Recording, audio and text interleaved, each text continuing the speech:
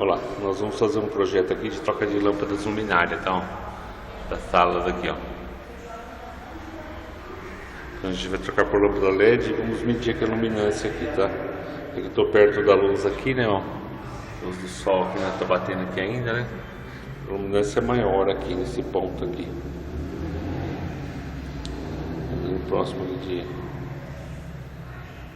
230 e pouco aqui. A gente vai andar até o final lá, vamos medir e depois a gente vai refazer esse teste com a lâmpada LED, tá? Próximo de 134. Aqui já caiu para 80, né? 87. Olha o gráfico, você vê até que o gráfico despencou aqui debaixo da luminária aqui, ó. Bem debaixo da luminária aqui, ela aparece aqui no foco. E para 130, né? 125. Vamos andando aqui. Aqui despencou para 25.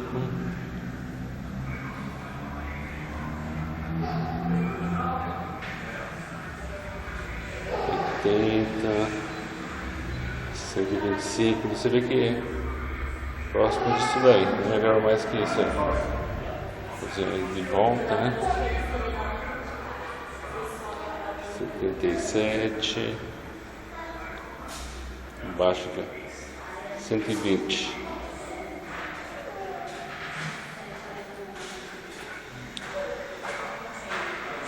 É isso aí.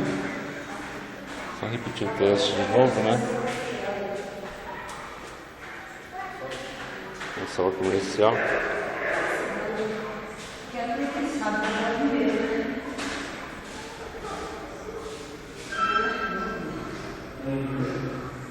Bem debaixo aqui, ó. Luminária, né?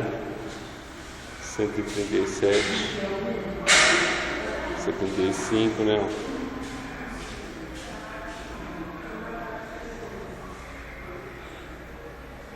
Chegamos uma próxima corredor da luz do sol ali, a luminância tende a ser melhor.